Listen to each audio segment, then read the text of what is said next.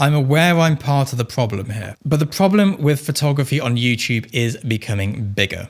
And I know this because I'm becoming more of it, and there's a really good reason for it as well. And we're going to go through this, and I first of all want to let you all know, I learned photography from YouTube.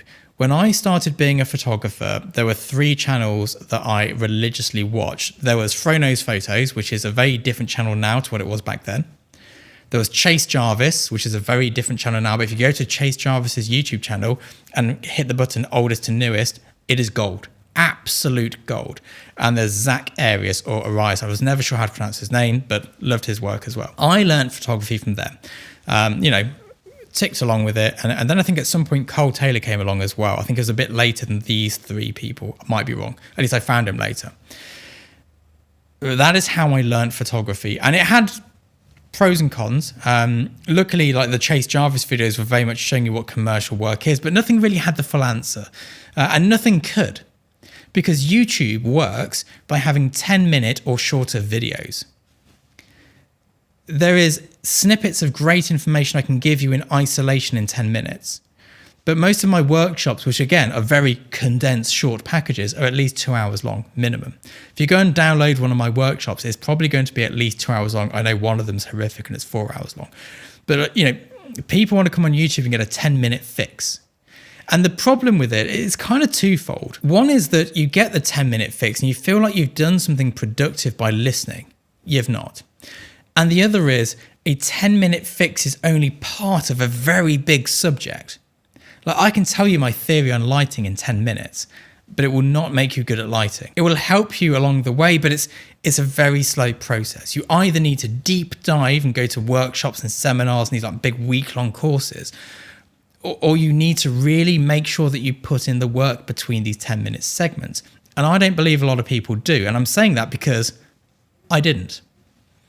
There's also a lot of information that doesn't go down well on YouTube. When I tell people how the business of photography actually works, I get a lot of hate in the comments. When I make a very useful video, it gets very few views. If you go to my videos and go to most popular to least, you'll see what I'm talking about. The most popular videos, not that useful in terms of becoming a professional photographer, which is what this channel's about. The other problem is, I can tell you how something works, but nobody's checking that you've understood what I've said or that what I've said has been understood by you. That's not checked. You might have completely misunderstood what I've said. And I always think back to a workshop where I was like, you've got to shoot in manual mode for this. And I hadn't been specific enough in explaining the camera must be set in manual mode. They'd put their lens in manual focus and got everything out of focus because they just flicked the switch because they saw an M, took photographs and everything was blurry.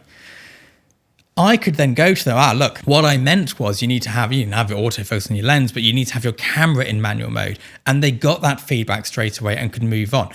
If they'd have watched on a YouTube video, they might have been taking blurry photos for weeks before they went, well, this doesn't work. I'm not seeing any improvement in my work. The other problem is nobody moderates the information. I'll regularly get comments on my videos going, so-and-so on their channel said this, which is right and you're wrong. And I'm thinking, well, that is not the case. And I also know there's some videos I've got where I've said things completely incorrectly. I often try and get the text to come up on the screen because when you're just talking straight to camera, I've got no script here, I'm just rambling. I often say the wrong thing. I have to fix in post. And I know for a fact there's at least one video which is completely factually incorrect in one part, and I've not corrected it apart from a little comment below. And I'm sure there's things I've said that are factually incorrect that I've not picked up on, either because I've missed them or because I don't understand it myself, and I think I do. No one's checking me here. So it's a very dangerous thing of misinformation, information that only photographers want to hear, and shying away from like the real crux of the matter. Combine that with it having to be in a short package and it having to be entertaining, making sure the first 30 seconds are all killer, no filler, because anyone who clicks off after 30 seconds tanks your video. All of these things make for a sort of perfect storm of photographers thinking that the business is one thing when it's actually something else. The videos I put over on my Patreon are completely different to this. There is no like go, go, go, go, go. There is no careful titles and thumbnail creation. It's just, here's a video with some really useful information I thought you might like to know. Here's how we pack our kit out at set. Here's how we load out on set. Here's how we make sure backups work when we're staying in multiple hotels or whatever it may be. That's what I put on there. If I put a YouTube video going, how to back up properly on a professional shoot when staying in multiple hotels with no internet, don't think I'm going to get many clicks. If I put a YouTube video up going, don't make this key mistake when backing up your work, or are you making this common mistake with your backups? Are you making this fatal mistake with your backups? Even better.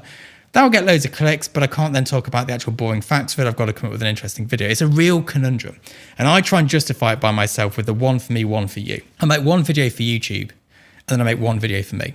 One video for YouTube, one video for me. And even the ones for me, like this one here, they're still catering to what YouTube wants to make it successful, because I can't afford to tank my channel, because then the channel will no longer exist. If this stops making money, I can't justify the time away from friends, family, and work to be doing it. This has to have some sort of financial reward if I'm going to make the sacrifice of time. I could be playing Roblox with the kids. They love doing that with me. Or I make some money so I can justify not being able to do it as much. It's a real tricky thing. Anyway, I digress. My main gripe with this whole thing is that I chased a career in photography that didn't exist. And I see a lot of channels pushing forward careers in photography that don't exist. There is no job in being a model photographer. There is no job being this type of portrait photographer. There's all these people go, oh, I'm going to go and do this. Well, that's not a job.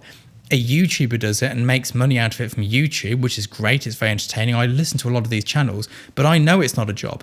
But when I was starting out, I didn't know this. I wasn't aware you couldn't do this as a job. The way the industry works is very specific. The way the industry works is set in stone. You can't go and do it this way or that way. It's a very old-fashioned industry, despite it being a creative industry. The way that we work in our industry is very specific. We use agents, we meet art buyers, and the work has to be like this or like that, and it's very, very specific. But that's my rant. Let me know your thoughts below. I'll see you soon. Bye-bye.